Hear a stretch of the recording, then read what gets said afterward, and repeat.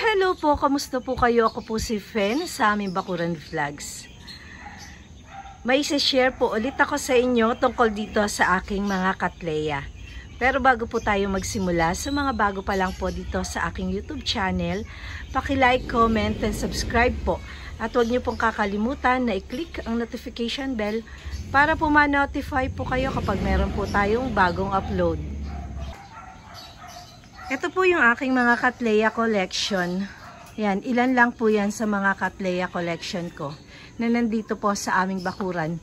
May isi-share po ako sa inyo ngayon na isa sa mga variety ng katleya. Yan, tingnan nyo, namulaklak po ulit siya kasi. Second bloom under my care po. Yan, ito po ay katleya. Ang ID po nito ay Chantilly Lace. Ayan o, ang ganda ng bulaklak niya. Kung sa Dendrobium orchids po to, tinatawag po ito na three lips, yung ganitong klase ng bulaklak. Kasi po, tingnan nyo, 3 lips ang kulay na merong purple. Tapos yung kulay white sa labas, 3 rin. Kaya po, ganyan yung tinatawag na three lips sa mga Dendrobium orchids. Sabi ko nga po sa inyo kanina, pangalawang pamumulaklak po nito under my care. Yan, 2 buds po yung binigay niya sa akin ngayon. Nung nakaraan, 2 din. Sana sa mga susunod na sa pamumulaklak niya ay marami-rami ng bulaklak ang ibigay niya. Uulitin ko po ulit, ang mga katleya po ay may 2 group ng dahon. Ang unang group po sa dahon ay yung unifoliate o yung iisa lang yung dahon kagaya nito sa iisang pseudobulb. Ito naman po si Chantilly Lace, ito po ay bifoliate. Meron po siyang 2 o hanggang 4 na dahon sa iisang pseudobulb kagaya nito. Ayan o, 4 na dahon sa iisang pseudobulb. Meron naman po na 2 dahon sa isang pseudobulb kagaya nito. Ito po ay kulay white, itong katleya na to. Yan, 2 yung dahon sa isang pseudobulb. Pero po yung iba dito, yan, ito 2 din. Pero yung iba dito talagang isa lang. Bawat pseudobulb isang dahon lang. Ayan, balik tayo dito. Kaya po isinyer ko po sa inyo to ngayon kasi nga bumuka na po yung bulaklak niya. Ayan, ang ganda. Ang ganda ng pattern ng bulaklak niya. Oh. Para siyang, sabi ko nga kanina, para siyang Dendrobium orchids, yung variety ng kanyang bulaklak. At yung iba naman, ang sabi nila, para daw Phalaenopsis orchids, yung ganda ng bulaklak nitong katleya na to. At marami nga po na nagtatanong kung saan ko po ito binili. Ito po ay binili ko kay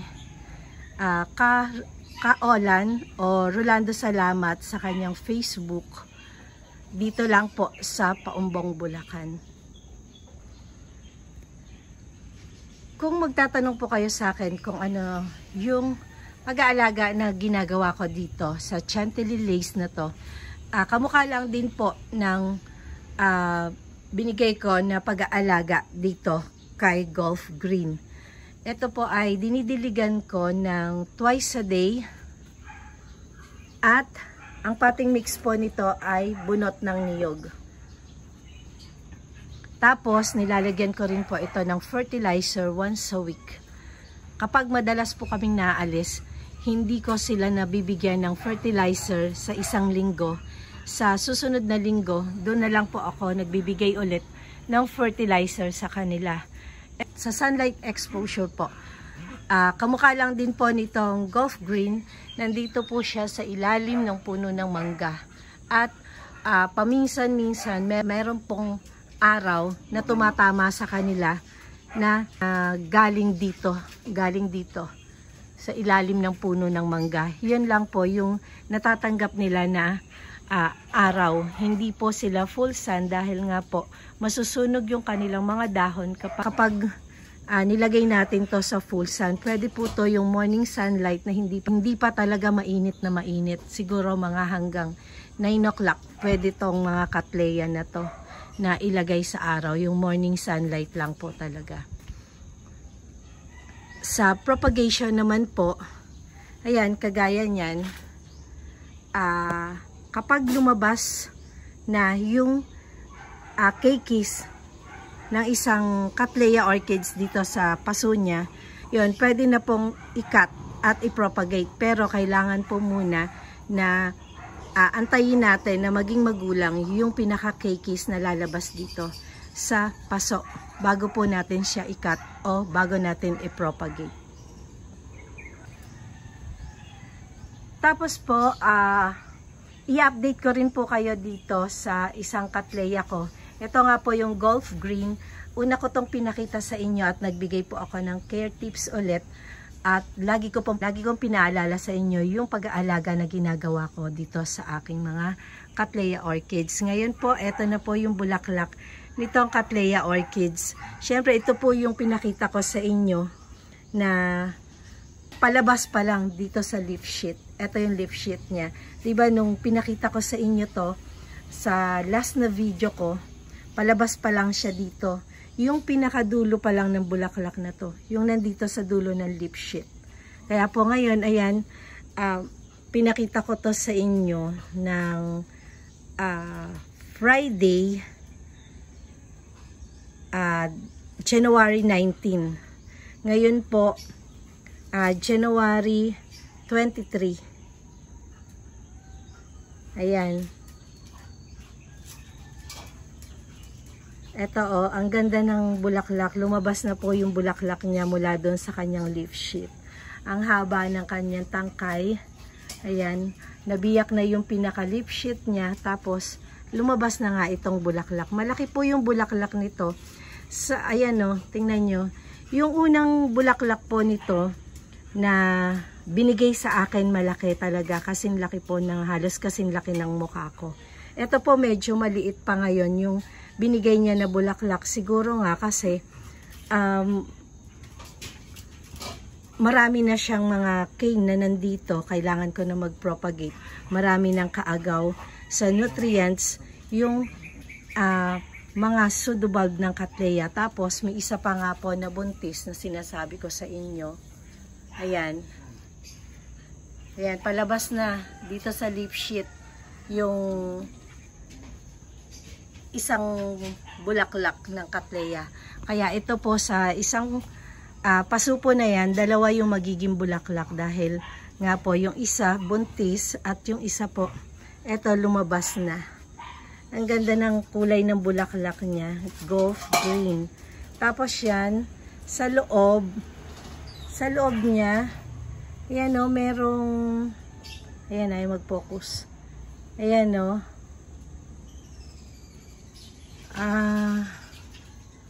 hindi ko alam kung ano yung nasa loob na yun, hindi ko rin maaninaw. Tapos yung gilid ng mga petals niya parang mabalahibo. Ang ganda. Ayan.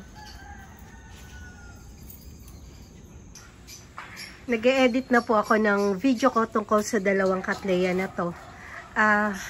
Nakita ko nung bandang huli, hindi pa pala tapos kasi nang nagbibideo ako noon, tinawag ako ng Sir Bernie, nakalimutan ko na. 3 days after pa itong continuation na to, itong last part ng video na to. Kaya eto, ayos na ayos lang po dahil maipakikita ko sa inyo na lalabas na yung isang bulaklak nitong Cattleya. Eto yan, lalabas na po siya. Tingnan nyo Tapos, ayan, eto pa din yung bulaklak ng Cattleya. Tumagal po sila ngayon kasi kapag tag-ulan talaga, minsan 2 araw lang, nalalanta na talaga tong mga bulaklak na to. Ngayon po, talagang nagtagal. 1 week na po ito. Itong bulaklak na to. Tapos, ayan, bumuka na pong pareho yung bulaklak nitong chantilly lace. Ayan napakabango po ng bulaklak nila. Yung mga bulaklak ng Cattleya, Talagang iba po yung bango nila. Itong Chantilly lace, mabango yung bulaklak niya, parang mga cologne ng baby. Yung amoy ng bulaklak nitong Chantilly lace. Tapos ito rin, kasi nung inaamoy ko to, may sipon ako, hindi ko ganong maamoy. Tapos, ng mga ilang araw, nag-video uli ako, inamoy ko, talagang amoy baby powder. Yan, yung amoy nito, talagang mild lang yung amoy, hindi siya masakit sa ilong, talagang parang pang baby cologne yung amoy nitong mga bulaklak ng Cattleya na to. Tapos, merong nagko-comment doon sa picture ko sa Facebook. Ito raw mga gilid ng bulaklak nitong Gulf Green na to ay para raw towel. Po si Mama Donna naman kanina nakita ko, nag-comment din siya. Ang sabi niya sa akin, para lang daw yung laylayan ng palda niya. Itong mga gilid ng bulaklak nitong Gulf Green na to. Ang ganda nga naman, no? 'Di ba? Kung mapapasyal kayo sa aking Facebook, kanina lang po pinakita ko doon yung nung last year, same date po ngayon ng memories ko. Napakalaki ng bulaklak na makikita nyo doon. Mas maliit ito kaysa doon nung last year. Same date din po. Tapos, eto na nga po, yan. Eto na yung last na part ng video. Yan. Etong Chantilly lace na to, nung unang bumuka dito sa akin yan, umuulan. Kaya, sabi ko, parang hindi ako satisfied sa pagkabili ko ng Cattleya na to. Kasi isang araw lang yung bulaklak. Pero, ngayon, eto, magwa 1 week na po yung bulaklak nito. Nandito pa rin. At, maganda pa, matitigas pa. Kaya, kapag tag-ulan at laging nababasa yung mga bulaklak ng mga orchids natin, mas madali po sila na nalalanta o nabubulok. Kaya kung ganito ang setup ng pagtatanim ninyo na pwede nyong itabi o pwede nyong isilong kapag tag-ulan para ma-enjoy nyo muna yung bulaklak bago sila malanta. Kaya kapag umuulan, itatabi na muna natin o isisilong yung mga may bulaklak na mga orchids natin kung pwede landing isilong at hindi nakakapit po sa driftwood. E-end ko na po itong aking video. Maraming salamat po sa walang sawa niyong panonood at walang sawa niyong pagsuporta sa aking mga video. Keep safe everyone. God bless.